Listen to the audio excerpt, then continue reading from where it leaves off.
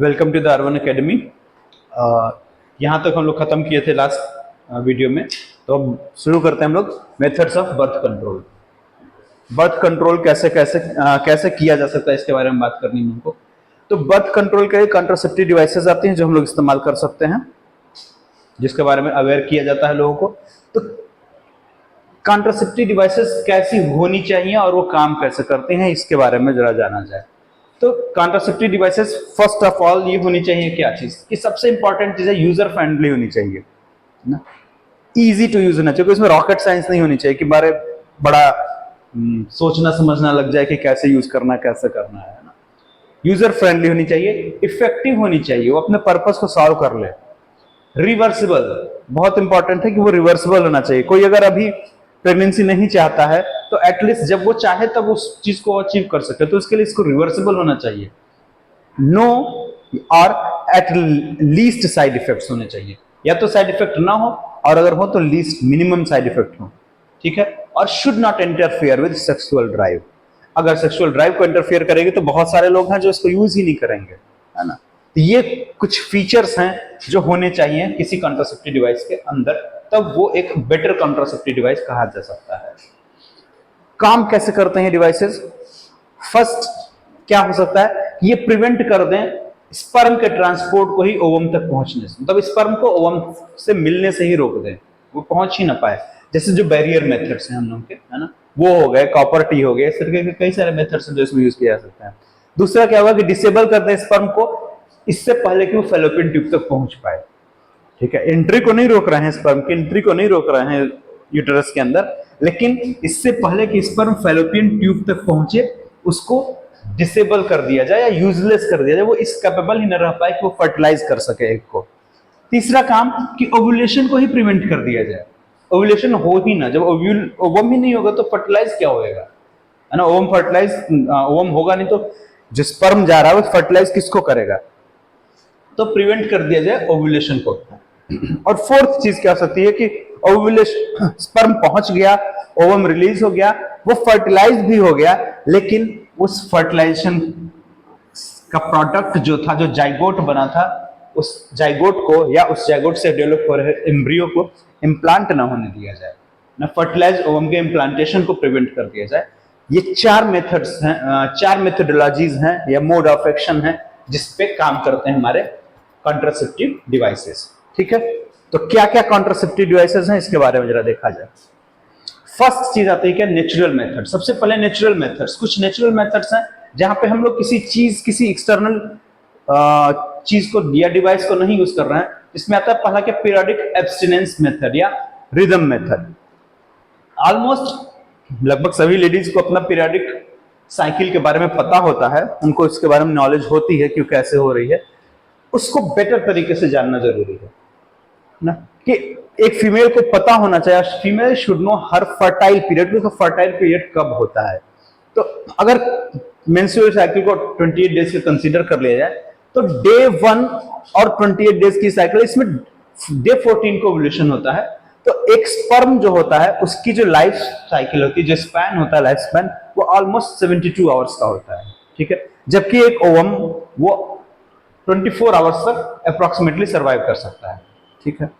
तो इसी के बेस पे हम लोग इस चीज को निकालते हैं कि अगर 14th डे को मान ले, एक टाइम टेबल ले लें कि 28 दिन का एक साइकिल ले लें, जिसमें डे 14 को अगर ओव्यूलेशन हो रहा है तो इससे कुछ दिन पहले, मतलब 4 दिन पहले, 3 दिन आगे, मतलब 10th day to 17th day का ये टाइम जो है ये फर्टाइल पीरियड है। इस समय sexual intercourse will lead to the pregnancy.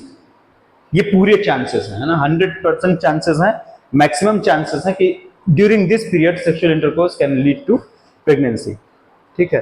और इसके पहले या इसके बाद का पीरियड जो होता है वो सेफ पीरियड काउंट किया जाएगा। तो यही पीरियड बचा देना है ना। तो इस पीरियड में, during fertile period of couple should avoid coitus during fertile period, ठीक है। लेकिन ये बड़ा इसकी इफेक्टिविटी लिमिटेड है, ये बहुत ज्यादा इफेक्टिव मेथड नहीं है। क्यों? क्योंकि एक बड़ी प्रॉब्लम है कि इर्रेगुलर मेंस्ट्रुअल साइकिल,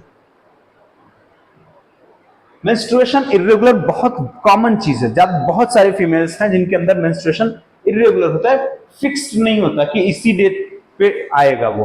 तो उस कंडीशन में अब female can miss her fertile period, उसमें गड़बड़ी हो सकती है काउंटिंग में और प्रॉब्लम आ सकती है। प्रॉब्लम मतलब in the sense fertile pregnancy conceive हो सकती है। ठीक, दूसरा होता है क्वार्टस इंटरप्टस, इसको विथड्रॉल मेथड भी बोलते हैं। इस मेथड में क्या होता है कि इंसेमिनेशन को अवॉइड किया जाता है। इंसेमिनेशन अवॉइड करने का मतलब क्या है? अ मैन या male should withdraw his penis before ejaculation. ठीक है, तो इजैकुलेशन से पहले मेल क्या करता है, अपना पेनिस को बाहर निकाल लेगा फीमेल के जेनिटल पार्ट से, तो इंसेमिनेशन अवॉइड कर दिया जाएगा। नतीजा क्या होगा? कॉन्ट्रासेप्शन मेथड जो है वो अचीव होगा, मतलब कॉन्ट्रासेप्शन का पर्पस अचीव हो जाएगा। मॉडरेटली इफेक्टिव है ये मेथड भी, है ना, 100% इफेक्टिव नहीं है। रीजन क्या है? मेल का सेमाइनल प्लाज्मा जो होता है, स्पेशली जो बल्बो-यूरेथ्रल ग्लैंड का सिक्रीशन होता है, उसमें कुछ स्पर्म हो सकते हैं पहले से ही।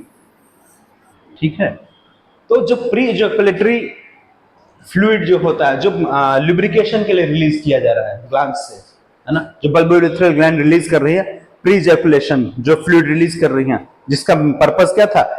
रिप्रोडक्टिव पैसेज को लुब्रिकेट करना। उस लुब्रिकेटिंग फ्लूइड में हो सकता है कि कुछ स्पर्म हो और वो जाके ओवम को फर्टिलाइज कर दे। ठीक है, तो इस वजह से ये भी क्या है, उतना ज्यादा इफेक्टिव नहीं है। फिर आते हैं हम लोग किस पे? Lactational amenorrhea method, LAM, lactational amenorrhea. During intense lactation, जब मदर फीड करा रही है बच्चे को आफ्टर डिलीवरी, तो उस वक्त मदर के अंदर क्या होता है? मदर की बॉडी में जो प्रोलैक्टिन हार्मोन होता है उसकी कंसंट्रेशन बहुत ज्यादा होती है, उसका लेवल हाई होता है ना। प्रोलैक्टिन हार्मोन इसी की इफेक्ट से क्या होता है? मिल्क का फॉर्मेशन हो रहा है ज्यादा।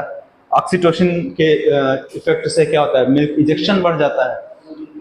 तो during intense lactation menstruation stopped होती है। क्यों स्टॉप्ड होती है? क्योंकि देखो, पिट्यूटरी से ये निकल रहा है प्रोलैक्टिन। अब अगर हम लोग देखें तो पिट्यूटरी को कौन कंट्रोल करता है? हाइपोथैलेमस, है ना। Hypothalamus is called master of masters. तो हाइपोथैलेमस में से जीएनआरएच रिलीज होता है, पिट्यूटरी पे एक्ट करता है, पिट्यूटरी से हम लोगों का प्रोलैक्टिन रिलीज होता है, और प्रोलैक्टिन जो है वो मिल्क के फॉर्मेशन को रेगुलेट कर रहा है, इंक्रीज कर रहा है ना, ज्यादा से ज्यादा मिल्क बन रहा है। तो ये प्रोलैक्टिन जो है ये क्या करता है? ये एक निगेटिव फीडबैक देता है किसके ऊपर? हाइपोथैलेमस के ऊपर। हाइपोथैलेमस को निगेटिव फीडबैक देता है और हाइपोथैलेमस से जीएनआरएच का रिलीज जो होता है वो कम हो जाता है। निगेटिव फीडबैक मिलने से क्या होता है? जीएनआरएच कम रिलीज होगा। जब जीएनआरएच कम रिलीज होगा तो ये एंटीरियर पिट्यूटरी से निकलने वाले जो गोनाडोट्रोपिन हार्मोन्स हैं उन पे निगेटिव फीडबैक देगा ना। गोनाडोट्रोपिन्स दो है ना, LH और FSH, इनके ऊपर नेगेटिव फीडबैक जाएगा और LH और FSH का सिक्रेशन क्या है? ये डिक्रीज हो जाएगा, डिक्लाइन हो जाएगा। जब इनका डिक्रीज सिक्रेशन कम होगा, इनका कंसंट्रेशन ब्लड के अंदर कम होगा, तो क्या होगा? मेंस्ट्रुअल साइकिल रुक जाएगी। क्यों? LH के इन्फ्लुएंस है। तो जब LH सर जाती है, ल्यूटिनाइजिंग हार्मोन इंक्रीज होता है ब्लड में, LH सर जाती है जब एस्ट्रोजन के इंक्रीज होने के बाद, उसी पे तो ओवुलेशन होता है ना, तभी तो ओवुलेशन होता है। तो जब इनका लेवल ही डिक्रीज होगा, फॉलिकल स्टिमुलेटिंग हार्मोन का लेवल कम होगा, तो फॉलिकल्स स्टिमुलेट नहीं होंगे, वो उनमें ग्रोथ नहीं होगी, ग्रेफियन फॉलिकल मैच्योर ही नहीं होगी, तो ओवुलेशन नहीं होगा। तो जब अगर ओवुलेशन नहीं होगा तो कंसेप्शन नहीं होगा। तो ये एक इफेक्टिव मेथड हो सकता है बर्थ कंट्रोल के लिए, ठीक। लेकिन कब तक? अप्रोक्सीमेटली अप टू 6 मंथ्स तक केवल, क्योंकि आफ्टर 6 मंथ बच्चे को हम लोग ऊपर से खाना देना शुरू कर देते हैं, है ना। उसको फीड कराया जाता है, not only milk but other food products भी। तो जैसे जैसे बच्चा ऊपर की चीजें खाना शुरू कर देता है, मदर जो उसको ब्रेस्ट फीड करा रही है वो उसकी इंटेंसिटी कम होने लगती है। नतीजा क्या होता है? प्रोलैक्टिन की क्वांटिटी ब्लड में धीरे धीरे सप्रेस होने लगती है, कम होने लगती है। नतीजा निगेटिव फीडबैक कम हो जाता है और LH और FSH का सिक्रेशन फिर से नॉर्मलाइज होने लगता है, मेंस्ट्रुअल साइकिल शुरू हो जाती है। ठीक है, इस वजह से फेल्योर के चांसेस बहुत ज्यादा है। इसमें फेल्योर के चांसेस बहुत ज्यादा होते हैं। ठीक है, तो ये कोई रिलायबल मेथड नहीं है।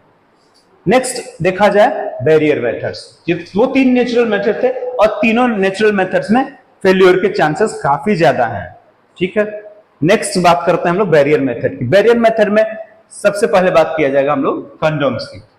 ठीक है, तो कंडोम्स क्या है, मेल और फीमेल दोनों के लिए आते हैं। एक यूज एंड थ्रो डिवाइस या चीज है ना, जिसको यूज एंड थ्रो कर सकते हैं। जैसे यहाँ पे देख सकते हैं आप, फीमेल कंडोम और फीमेल कंडोम है, दिखा रखा है, जो हम लोग की बुक में डायग्राम भी दे रखा है एनसीईआरटी में।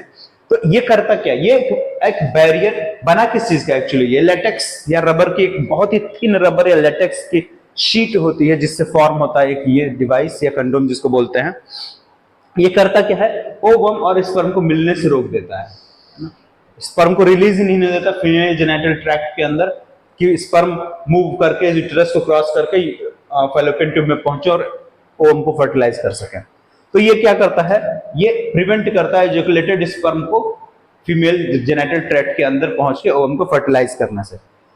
जो इसकी एक खासियत जो सबसे अच्छी है वो क्या है, कि it also prevents from STI, ये sexually transmitted infection, sexually transmitted disease से भी प्रिवेंशन दे सकता है। Always remember, nothing is 100% preventable, है ना, कोई चीज ऐसी नहीं है जो 100% प्रोटेक्शन दे दे। ये प्रोटेक्शन देता है, लेकिन फेल्योर तब भी होने के चांसेस हमेशा होते हैं।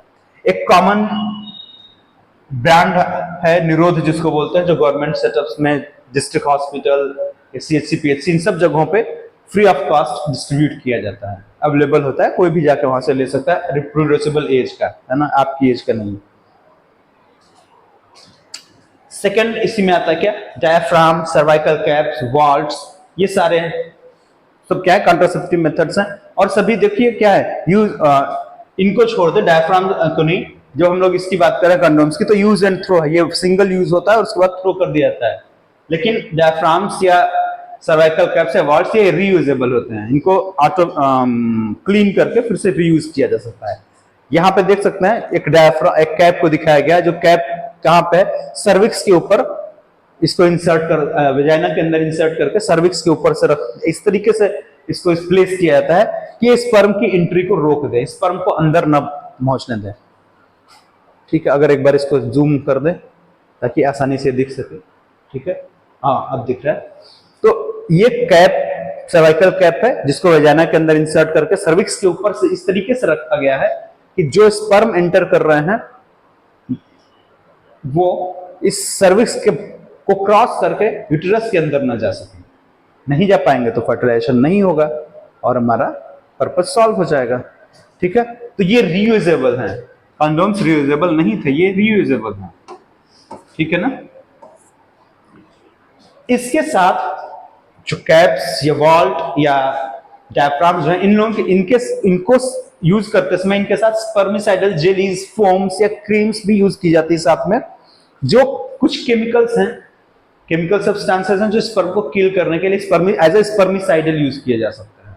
ठीक है, आगे देखते हैं। नेक्स्ट आता है हम लोग का क्या, इंट्रायूटेराइन कंट्रासेप्टिव डिवाइसेस, आईयूडीज या आईयूसीडीज। ये क्या है, ये कुछ डिवाइसेस या कुछ मेथड्स हैं जो यूटेरस के अंदर प्लांट कर दिया जाता है और देखा जाता है तो मोस्ट वाइडली एक्सेप्टेड मेथड है ये अपनी कंट्री में। हम लोग यहाँ पे बात कर रहे हैं सिर्फ सिटीज की नहीं, हम लोग विलेजेस की भी बात करेंगे ना, उन एरियाज में ये बहुत ही कॉमनली एक्सेप्टेड मेथड है। यूजुअली इसको करते क्या है, यूटेरस के अंदर कॉपर टिकिया एक डिवाइस है जिसपे कॉपर मेटल के वायर्स लगे होते हैं, इसको क्या करते हैं यूटेरस के अंदर इंसर्ट कर दिया जाता है। ये है ना, यहाँ पे दिख रही है डिवाइस, इसको यूटेरस के अंदर इस तरह से इंसर्ट कर देते हैं और वहीं पे ये पड़ा रहता है ना। तो एक चीज आती है क्या, इसको यूज करने के लिए आपको किसी एक्सपर्ट मेडिकल सुपरविजन की जरूरत पड़ेगी, कोई एक्सपर्ट हो जो इस चीज को कर सकता है, जैसे कोई स्टाफ नर्सेज होती हैं या कोई मेडिकल स्टाफ, कोई डॉक्टर, उसकी हेल्प से आपको इसको यूज करना होता है, अपनी बॉडी के अंदर डालना, यूटेरस के अंदर प्लांट करना होता है। ठीक है, तो ये करता क्या है, कई तरीके का होता है ना। जैसे अगर हम देखें नॉन मेडिकेटेड कॉपर रिलीज करने वाला, और कुछ होता है जिसमें हार्मोन्स होते हैं। तो जो नॉन मेडिकेटेड, जिसमें किसी तरह के मेडिसिन नहीं यूज की गई है या कोई हार्मोनल चीज नहीं यूज की गई है, उसका एग्जांपल आता है लिपीज भी। ठीक है, इसके बाद कॉपर रिलीजिंग, जो कॉपर रिलीज करते हैं, जैसे यहाँ पे जो एग्जांपल दिख रहा है, जो इसमें दिख रहा है, ये कॉपर रिलीजिंग वाला है। तो कॉपर रिलीजिंग कॉपर टी क्या करते हैं, जैसे कॉपर टी हुआ, कॉपर 7 हुआ, मल्टीलोड 375 हो गया, ये क्या करते हैं, ये कॉपर आयंस को रिलीज करते हैं यूट्रस के अंदर। और उस कॉपर आयन करता क्या है, वो स्पर्म की मोटिलिटी को पुअर कर देता है, स्पर्म की मोटिलिटी उससे पुअर हो जाती है, जिससे फर्टिलाइजेशन नहीं हो पाता है। हार्मोन रिलीजिंग आयोडीज क्या है, जैसे प्रोजेस्टासर्ट और LNG-20, ये हार्मोन्स रिलीज करते हैं, जिससे जो यूटेरस को होस्टाइल बना सकते हैं या यूटेरस को इस लायक नहीं रखते हैं, ऐसा वो यूटेरस को इनर एटमॉस्फेयर जो होता है वो स्पर्म के लिए ऐसा होता है कि वहां पे उसकी फेगोसाइटोसिस इंक्रीज हो जाती है। यूजुअली कॉपर टी या जो इम्प्लांटेशन डिवाइसेस जो हैं, आईयूडीज हैं, उनका मेन मोटो या मेन रोल यही होता है कि वो क्या करते हैं, फाइगोसाइटोसिस स्पर्म की बढ़ा देते हैं। ठीक है, कॉपर आयन जो रिलीज किया जा रहा है, उस कॉपर आयन की वजह से मोटिलिटी हैम्पर्ड हो जाती है, मोटिलिटी अफेक्ट होती है, जिसकी वजह से फर्टिलिटी डाउन हो जाती है। हार्मोन्स जो यूज कर रहे हैं वो यूटेरस को ऐसा बना देते हैं ना कि यूटेरस जो इम्प्लांटेशन के लिए के लायक न रह जाए, सर्विक्स को होस्टाइल कर देते हैं टू द स्पर्म।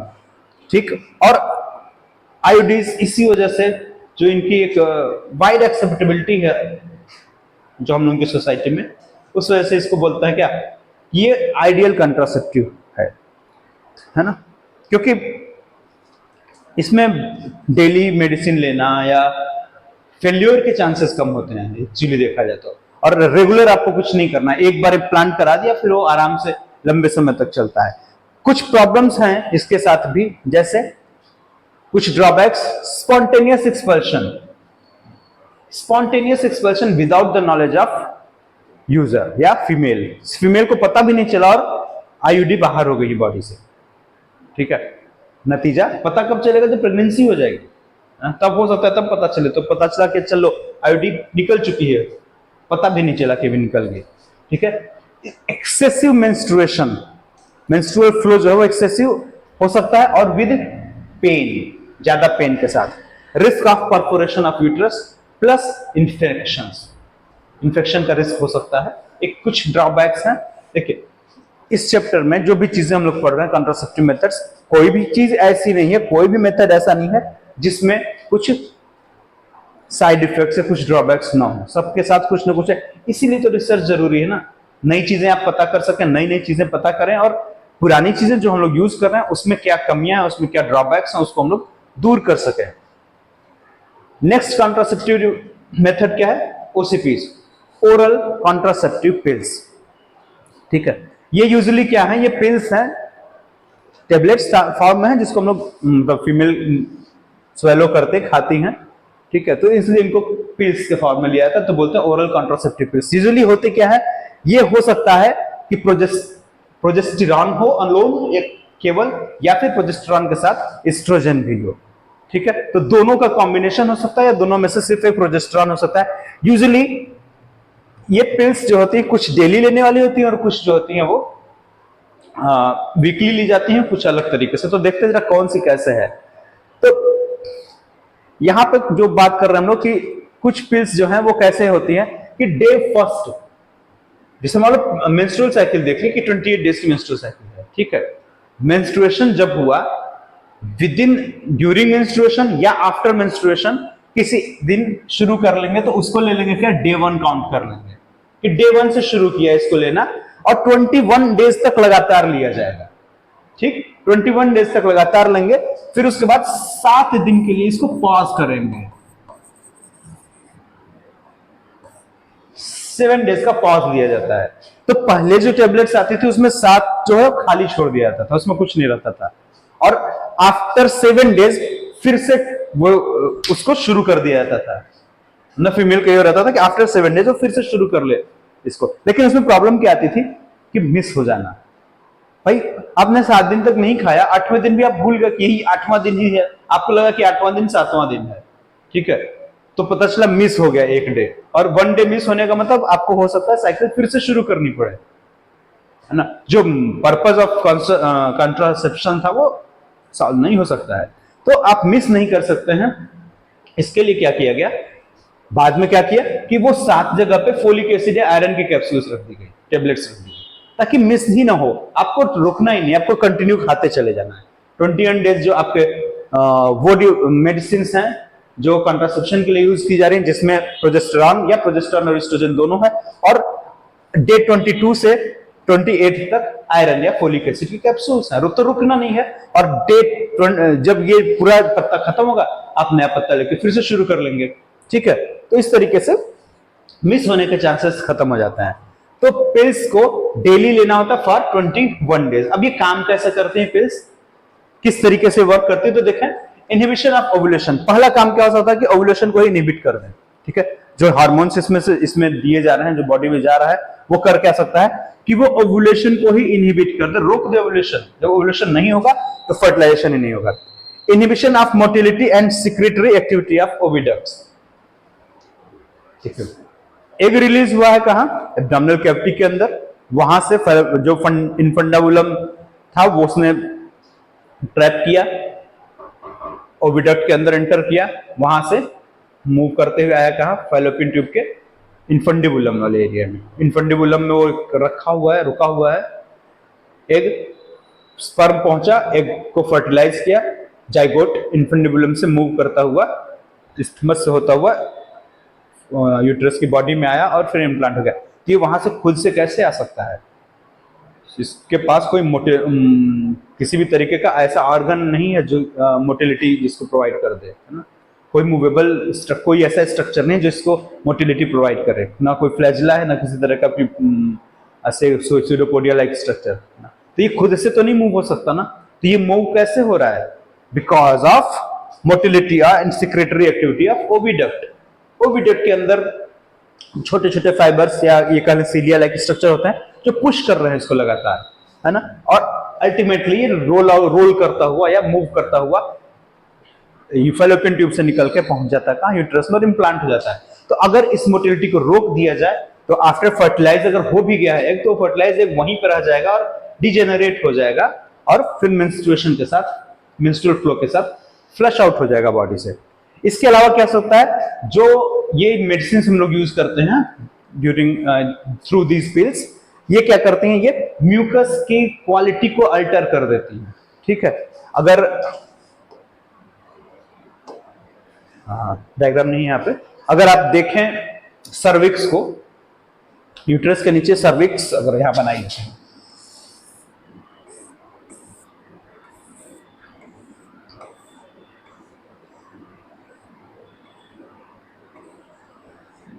ठीक है, ये है क्या सर्विक्स।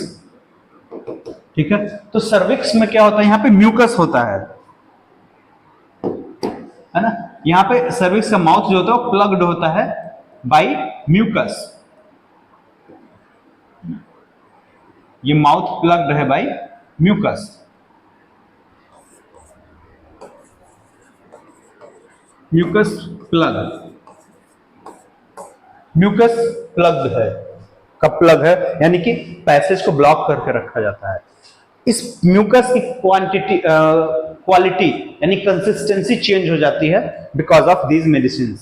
तो ये ज्यादा थिक हो जाता है, ज्यादा म्यूक्वाइड हो जाता है। नतीजा क्या होता है, यही तो है ना नीचे वाला हिस्सा है वेजाइना, तो वेजाइना में रिलीज किया गया जो स्पर्म, वो स्पर्म इस म्यूकस को क्रॉस ही नहीं कर पाते हैं ना। इसकी थिकनेस बढ़ा दी गई, इसकी विस्कोसिटी इंक्रीज हो गई है, ये ज्यादा म्यूक्वाइड हो गया है। नतीजा स्पर्म इसको पेनिट्रेट करके अंदर, यूट्रस के अंदर ही नहीं पहुंच पाएंगे। जब अंदर नहीं पहुंचेंगे तो फर्टिलाइजेशन होगा कैसे। ठीक है, तीसरा काम, एक और तरीका क्या हो सकता है कि अल्टरनेशन इन इंडोमेट्रियम। इंडोमेट्रियम की क्वालिटी या उसके फंक्शन, जैसे इंडोमेट्रियम कैसी होगी भाई, प्रोलिफरेट होगी, वो भी सिक्रेटरी हो जाएगी, स्पॉन्जी होगी, ज्यादा ग्रोथ करेगी, तभी तो यूट्रस प्रिपेयर और कर रहा है खुद को ना इम्प्लांटेशन के लिए, उसमें अल्टरेशन कर देते हैं। ठीक है, तो ये तरीके हो सकते हैं, इनका काम करने का मेथड तरीका हो सकता है। ओरल कंट्रासेप्टिव पिल्स के कुछ टाइप्स हैं जो आपको पता होने चाहिए। जैसे फर्स्ट आता है क्या, mini pills. Mini pills usually क्या होती हैं, ये या तो यूजली क्या होता है कि ओनली प्रोजेस्टेरॉन, जो प्रोजेस्टाजेन या प्रोजेस्टेरॉन कंटेन करती हैं। एक नाम आपको याद रख सकते हैं, सहेली, जो एक नॉन स्टेरॉयडल पिल है, जो वंस अ वीक ली जाती है ना, और जिसके साइड इफेक्ट्स बहुत कम है। यही है ना वो CDRI में जो बनी थी, है ना, CDRI ने जिसको इंट्रोड्यूस किया है, नॉन स्टेरल है, जो इसमें इंग्रेडिएंट जो यूज किया गया है इंस्टेड ऑफ प्रोजेस्टोजन या प्रोजेस्टिरॉन, वो क्या, सेंटप्रोमेन, जो कि एक नॉन स्टेरल सब्सटेंस है। ठीक, फिर आती है कंबाइंड पिल। कंबाइंड पिल क्या है, जिसमें प्रोजेस्टेरॉन और एस्ट्रोजन दोनों को यूज किया गया है ना, जो सिंथेटिक फॉर्म में होता है। For example Mala D, Mala N एक बड़े पॉपुलर ब्रांड रहे हैं ना, जो यूज किए गए। इनको डेली लिया जाता है विदाउट अ ब्रेक। ये टेबलेट्स, ये कैप्सूल्स, टेबलेट्स डेली ली जाती है विदाउट अ ब्रेक। फिर आती है क्या, मॉर्निंग आफ्टर पिल्स या इमरजेंसी पिल्स। इनको these should be taken within 72 hours of coitus, है ना, क्वाइटस यानी सेक्सुअल इंटरकोर्स के 72 आवर्स के बीच में इनको ले लेना चाहिए। ये यूजली कब यूज की जाती हैं, जब emergency methods, as a emergency procedure, contraceptive method. इनको रेगुलरली यूज नहीं किया जाता है because of major side effects. इनके साइड इफेक्ट्स ज्यादा है, जैसे menstrual irritation, breakthrough bleeding, vomiting. तो इन साइड इफेक्ट्स की वजह से ये regular as a contraceptive method नहीं यूज किया जाना चाहिए और नहीं किया जाता है ना। तो ये एज अ इमरजेंसी के लिए कभी कभी यूज किया जा सकता है कि कभी सडन में जरूरत पड़ जाए तो। नेक्स्ट आता है क्या, सबक्यूटेनियस इम्प्लांट्स।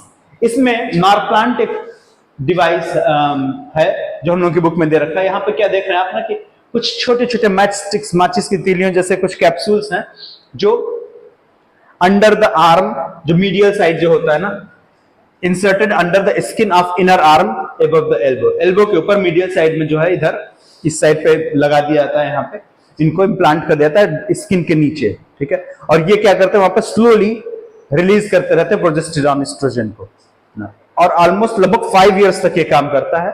आफ्टर 5 इयर्स इसको रिप्लेस करके दूसरा लगाया जाता है, ठीक है। लेकिन उतना पॉपुलर नहीं है ये, देखा जाए, देखो बड़ा इजी है ना, एक बार लगा दिया 5 साल तक छुट्टी, ना कोई डिवाइस यूज करना है, ना कुछ फेल्योर का इसमें रिस्क दिख रहा है, ना कुछ होता है। बावजूद इसके ये उतना पॉपुलर नहीं है। क्यों? Because of surgical procedure. लगा तो दिया, लेकिन 5 इयर्स बाद जब आप इसको यहां से निकालेंगे तो ये वैसा ही नहीं होगा जैसा लगाया गया था ना। इसके चारों तरफ ढेर सारे फाइब्रॉइड टिश्यू, फाइब्रोसिस हो गई होगी, है ना। तो एक मास फाइबर का बन चुका होगा, मसल्स फाइबर्स का या कोलेजन फाइबर्स का, जो निकालने में एक अलग तरीके से प्रॉब्लम क्रिएट कर सकता है ना। वहां पे बड़ा स्कार छोड़ सकता है या पैच छोड़ सकता है, तो देखने में अच्छा नहीं लगता। तो बहुत ज्यादा कॉमनली ये पॉपुलर नहीं है जितना अदर मेथड्स हो पाए हैं, ठीक है। इसके बाद कुछ इंजेक्शंस आते हैं, जिसमें प्रोजेस्टेरोन या प्रोजेस्टेरॉन इंजेक्शंस होते हैं, जो हर 3 मंथ्स पे ले लिए जाते हैं। एवरी 3 मंथ्स यूज किया जा सकते हैं और कॉन्ट्रासेप्शन के लिए काम कर सकते हैं ये, ठीक है। लेकिन ये उतने पॉपुलर मेथड्स नहीं रहे जितना कॉपर टी रहा। फिर आता है क्या, सर्जिकल मेथड्स। अब देखो, अभी तक जितने मेथड्स हम लोग देखे तो वो फेयरली रिवर्सिबल है ना, बहुत ही इजीली रिवर्सिबल है। सर्जिकल मेथड की रिवर्सिबिलिटी पुअर होती है, बहुत ही पुअर रिवर्सिबिलिटी होती है इनकी। इसमें करते क्या है, मेल और फीमेल के लिए अलग अलग प्रोसीजर है। मेल में वैसेक्टमी बोलते हैं, फीमेल में ट्यूबेक्टमी बोल देते हैं। वैसेक्टमी में क्या करते हैं, वास्ट डिफरेंस को कट करके लिगेट कर देते हैं, टाई कर देते हैं, एक जगह से कट किया और बांध दिया। अब यहाँ पे क्या होगा, स्पर्म बन रहा है, टेस्टिस के अंदर स्पर्म बनेगा, एपिडिडाइमिस में पहुंचेगा, एपिडिडाइमिस से मूव करेगा और आगे जाने का रास्ता बंद है। तो ये पहुंचे, देखो इजैकुलेशन होगा, है ना, इजैकुलेशन में दिक्कत नहीं आएगी भाई। यहाँ पे सेमाइनल फ्लूइड पहुंचेगा, बल्बोयूरेथ्रल, सेमाइनल और वेसिकल, और आपका ये क्या बोलते हैं इसको, प्रोस्टेट, दोनों का फ्लूइड रहेगा ना वहां पे। सेमाइनल फ्लूइड के अंदर से क्या हट रहा है, सिर्फ वो स्पर्म, यानी कि सीमेन जो बन रहा है, सीमेन में सेमाइनल फ्लूइड अभी भी होगा, स्पर्म उस सेमाइनल फ्लूइड में नहीं होगा।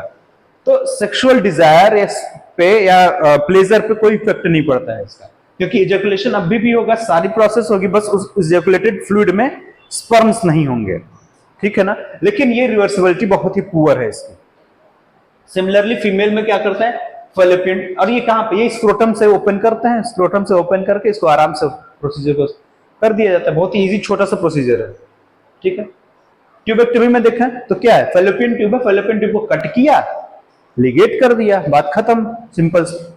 अब होगा क्या, ओवरी से जो ओवम निकलेगा भी तो वो क्या करेगा, आ जाएगा, है ना, इनफंडिबुलम पे आ गया, अब वेट कर रहा है फर्टिलाइजेशन के, लेकिन स्पर्म जाएगा कहां से, रास्ता तो बंद है, और एक वहीं पे डिजेनरेट हो जाएगा, फेगोसाइटोसिस कर ली जाएगी, काम हो जाएगा उसका, है ना। तो इस तरीके से ये एक बड़ी ही इफेक्टिव मेथड है, लेकिन रिवर्सिबिलिटी पुअर है। तो ये यूजली उन कपल्स के लिए एडवाइसेबल होता है जिनको अब फर्दर जरूरत नहीं है बेबीज की, या फर्दर जिनको जरूरत नहीं है इस तरीके के किसी भी एक्ट की कि उनको बच्चे चाहिए या ऐसा हो ना। न्यूली मैरिड कपल्स के लिए ये एडवाइसेबल नहीं हो सकता है, ठीक है। तो